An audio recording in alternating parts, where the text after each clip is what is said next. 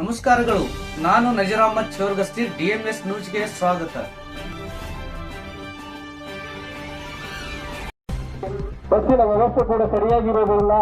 ಈಗ ಒಬ್ಬ ಮಹಿಳೆ ತನ್ನ ಕೆಲಸಕ್ಕಾಗಿ ಕಚೇರಿಗೆ ಹೋಗಬೇಕಾದ್ರೆ ಸುರಕ್ಷಿತವಾದಂತಹ ಜಾಗನೂ ಕೂಡ ಅಲ್ಲ. ಯಾಕಂದ್ರೆ ಇವತ್ತು ನಾವು ರಾಮರಾಜ್ಯದಲ್ಲಿ ಇಲ್ಲ, ರಾವಣರಾಜ್ಯದಲ್ಲಿ ಬದುಕ್ತಾ ಇದ್ದೀವಿ.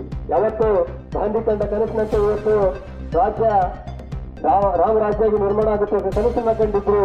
ಯಾವತ್ತು ನಮ್ಮ ಭಾರತ ದೇಶದಲ್ಲಿ ಒಬ್ಬ ಮಹಿಳೆ ಮಧ್ಯರಾತ್ರಿಯಲ್ಲಿ ಒಬ್ಬಂಟಿಗೆ ಹೋರಾಡುತ್ತಾಳೆ, ಯಾವತ್ತು ನಮ್ಮ ರಾಮರಾಜ್ಯ ಆಗುತ್ತೆ ಅಂತ ಕನಸನ್ನ ಕಂಡಿದ್ರು. ಆ ರಾಮರಾಜ್ಯ ಈಗ ಇಲ್ಲ. ಅದರಷ್ಟೇ ನಮ್ಮ ಮಹಿಳೆಯರಿಗೆ ಸುರಕ್ಷಿತವಾದಂತಹ ಜಾಗಗಳಿಲ್ಲ.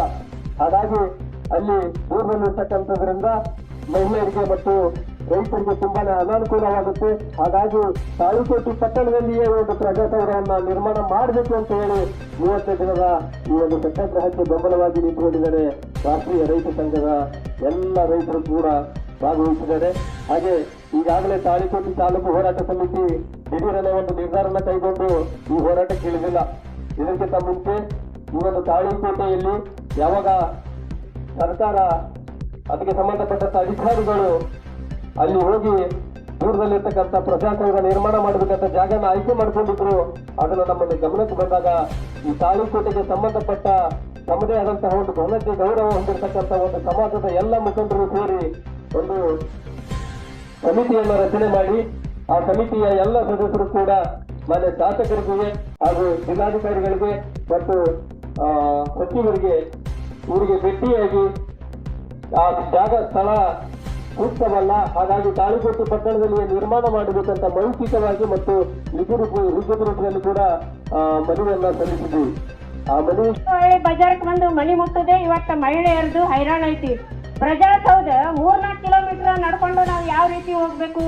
ಯಾಕೆ ಸರ್ಕಾರಿ ಆಸ್ತಿ ಐತಿ, ಅದು ಸರ್ಕಾರ ಆಸ್ತಿ, ರೈತರ ಆಸ್ತಿ, ಕೂಲಿ ಕಾರ್ಮಿಕರ ಆಸ್ತಿ, ಅದು ಆಮೇಲೆ ವ್ಯಾಪಾರಸ್ಥರ ಆಸ್ತಿ, ಅದು ನಾವು ಸಾರ್ವಜನಿಕರ ಆಸ್ತಿ, ಅದು ಆ ಸರ್ಕಾರ ಆಸ್ತಿ ಒಳಗೆ ನೀವು ಪ್ರಜಾಸೌಧ ನಿರ್ಮಾಣ ಮಾಡಬೇಕು. ಯಾಕಂದ್ರೆ ಮಹಿಳೆಯರಿಗೆ, ಸಣ್ಣ ವಿದ್ಯಾರ್ಥಿಗಳಿಗೆ ಒಂದು ಒಳ್ಳೆಯ ರೀತಿಯಿಂದ ಒಂದು ಅವಕಾಶ ಕೊಟ್ಟಂತ ಆಗ್ತೈತಿ ಅದು.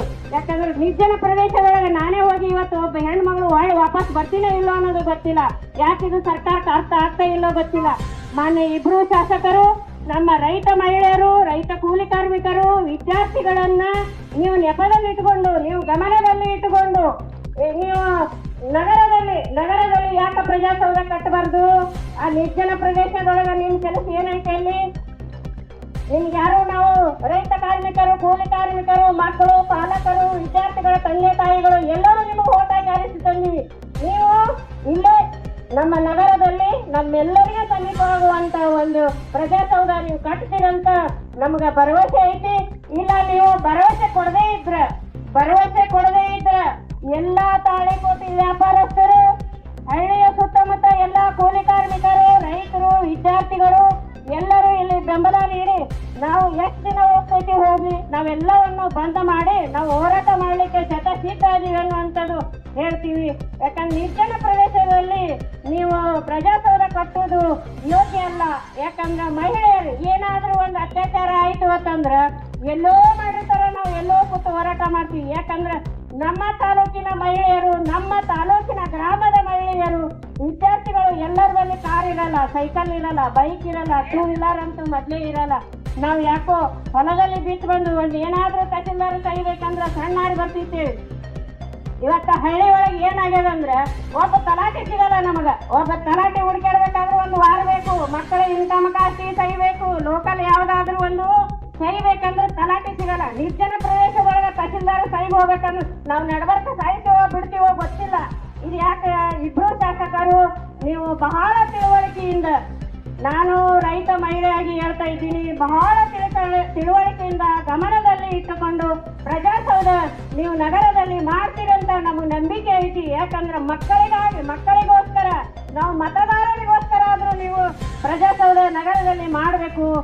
ಇವತ್ತ ನಿರ್ಜನ ಪ್ರದೇಶದೊಳಗೆ ನಾವು 1.5 ಕಿಲೋಮೀಟರ್ ಹೋಗೋದನ್ನಾಗಲ್ಲ, 3-4 ಕಿಲೋಮೀಟರ್ ಹೋಗಿ ಬರುತ್ತಾನೆ ನಮ್ಮ ಗತಿ ಎಲ್ಲಿ ಬರ್ತೈತೋ ಗೊತ್ತಿಲ್ಲ. ಯಾಕಂದ್ರೆ ನಮ್ಮಲ್ಲಿ ಕುಡುಕು ಸಮಾಜ ಜಾಸ್ತಿ ಆಗೈತಿ. ಮನಿ ಹೊಲ ಅಲ್ಲಿ ಅರುಟಿಗಿಟ್ಟು ದಾರು ಮಾರಕತ್ತಾರ. ಯಾರು ಅವ್ರನ್ನ ಹಿಡಲಾಗ್ಯಾರ. ನಾವು ಅವ್ರನ್ನ ಕುಡುಕರನ್ನ ನಂಬಬೇಕು, ಸರ್ಕಾರ ನಂಬಬೇಕು, ತಾಲೂಕು ಆಡಳಿತ ನಂಬಬೇಕು, ಏನು ಶಾಸಕರನ್ನ ನಂಬಬೇಕು, ಅದು ಯಾವುದು ನಮಗೆ ಗೊತ್ತಾಗಲಾಗೈತಿ. ಇವತ್ತಿನ ದಿವಸ ನಾವು ಮಹಿಳೆಯರು ಮುಂಜಾನಿಂದ ಸಂತಾನ ದುಡಿದು ಬರ್ತೀವಿ. ಮಕ್ಕಳನ್ನ ಸಹಿಬೇಕಂದ್ರೆ ಸಣ್ಣಾರು ಓಡ್ ಬರೋದ್ರ ಕತ್ಲಾಗ್ತೈತಿ. ಅಲ್ಲಿಗೆ ಹೋಗೋದ್ರಾಗ ಅಧಿಕಾರಿಗಳು ಇರೋದಿಲ್ಲ. ತಾಲೂಕಾ ಪಂಚಾಯತಿ ಒಳಗ, ಗ್ರಾಮ ಪಂಚಾಯತಿ ಒಳಗ PDO ಸಿಗಲ್ಲ ನಮ್ಗೆ. ಗ್ರಾಮ ಪಂಚಾಯತಿ ಒಳಗೆ ತಾಲೂಕಾ ಪಂಚಾಯತಿಗೆ ಹೋಗಿ ಹೆಂಗೆ ಸಹಿ ಮಾಡಿಸ್ಬೋದಾಗ್ತೈತಿ. ಇದು ಎಲ್ಲರೂ ಗಮನದಲ್ಲಿ ಇಟ್ಟುಕೊಂಡು ಎಲ್ಲರೂ ನಗರದವರು ಪ್ರತಿ ಮನೆಗೆ ಬಂದು ಇಲ್ಲಿ ಕೂಡ್ಬೇಕು. ದಿನ ಕೂತಿಲ್ಲ, ಯಾಕಂದ್ರೆ ನಿಮ್ಮ ಮಕ್ಕಳಿಗಾಗಿ, ನಮ್ಮ ಮಕ್ಕಳಿಗಾದ್ರೆ ನಿಮ್ಮ ಮಕ್ಕಳಿಗಾದಂಗ ಇದು ತಿಳ್ಕೊರಿ. ನೀವು ಎಲ್ಲರೂ ಬಂದು ಪ್ರಜಾಸಂಘ ಈ ತಾಳಿಕೋಟೆ ನಗರದಲ್ಲಿ ಆಗಬೇಕು ಅಂತೇಳಿ ಇದೊಂದು ವ್ಯವಸ್ಥೆ ಆಗಬೇಕು. ಇದೊಂದು ವ್ಯವಸ್ಥೆ ಸರ್ಕಾರ ಕಲ್ಪಿಸಿಕೊಡ್ಬೇಕು. ತಾಲೂಕಾ ದಂಡಾಧಿಕಾರಿಗಳು ಅತಿಶಯ ತಿಳುವಳಿಕೆಯಿಂದ ನೀವು ಅದನ್ನ ಜಾಗ ರದ್ದುಪಡಿಸಿ ನಗರದಲ್ಲಿ ಮಾಡುವಂತ ವ್ಯವಸ್ಥೆ ಮಾಡಬೇಕು. ಯಾಕಂದ್ರೆ ಇದು ಕಳಕಳಿಯಿಂದ ಮನವಿ. ಈಗ ಮನವಿ ಅಲ್ಲ, ನಮ್ಮ ನಿಮ್ಮೆಲ್ಲರ ಆರೈಕೆ, ನಮ್ಮ ನಿಮ್ಮೆಲ್ಲರ ಶಕ್ತಿ ಇದು. ಈ ಶಕ್ತಿಗೆ ಜನ ಎಲ್ಲರೂ ಆಕ್ರೋಶಗೊಳ್ತಾರ. ನಾಳೆ ಸಣ್ಣ ಮಕ್ಕಳು ಸಣ್ಣ ದಾರಿ ಹಿಡ್ಕೊಂಡು ನಡ್ಕೊಂಡು ಹೋಗುವಾಗ ಏನಾರ ನಮ್ಮ ಕಾರ್ ಇರಲ್ಲ, ನಮ್ಮ ಮಕ್ಕಳು ಪ್ರಜಾಸೌಧ ಮುಟ್ಟಿ ಹೊಳೆ ಬರ್ತಾರೋ ಇಲ್ಲ ಗೊತ್ತಿಲ್ಲ ಅಂತ ನಿರ್ಜನ ಪ್ರದೇಶದೊಳಗ ನೀರು ಸಿಗಲ್ಲ. ಯಾವ ಉದ್ದೇಶಕ್ಕೆ ಮಾಡ್ಯಾರೋ ಗೊತ್ತಿಲ್ಲ. ಅಲ್ಲೇನು ರಿಯಲ್ ಎಸ್ಟೇಟ್ ಬಿಸ್ನೆಸ್ ಮಾಡ್ಬೇಕಂತ ಹೇಳಿ ಏನೋ ಪ್ರಜಾಸೌಧ ಮಾಡ್ಯಾರೋ ಗೊತ್ತಿಲ್ಲ. ಆ ರಿಯಲ್ ಎಸ್ಟೇಟ್ದವ್ರ ಸಲಹೆ ಬ್ಯಾಡ್ರಿ, ನಮ್ಮ ಸಲಹೆ ಮಾಡ್ರಿ. ನಾವು ಓಟ್ ಹಾಕಿವಿ, ನಿಮಗೆ ಓಟ್ ಹಾಕಿ ಆರಿಸ್ಕೊಂಡಿವಿ. CM ಮಾಡೀವಿ, ಮಿನಿಸ್ಟರ್ ಮಾಡೀವಿ, ಮಂತ್ರಿಗಳು ಮಾಡೀವಿ. ನಾವು ನಮ್ಮ ಕೂಗ ನಿಮಗೆ ಕೇಳದಿದ್ರೆ ಸರಿ, ಕೇಳದೇ ಇದ್ರೆ ಮುಂದಿನ ದಿನಮಾನಗಳಲ್ಲಿ ಉಗ್ರವಾದಂತ ಹೋರಾಟ ಮಾಡ್ತೀವಿ ಅಂತ ಹೇಳಿ ನನ್ನ 2 ಮಾತು ಮುಗಿಸ್ತಾ ಇದ್ದೀನಿ. ರಾಷ್ಟ್ರೀಯ ರೈತ ಸಂಘದ ರಾಜ್ಯ ಪ್ರಧಾನ ಕಾರ್ಯದರ್ಶಿ ರೇಣುಕಾ ಪಾಟೀಲ್.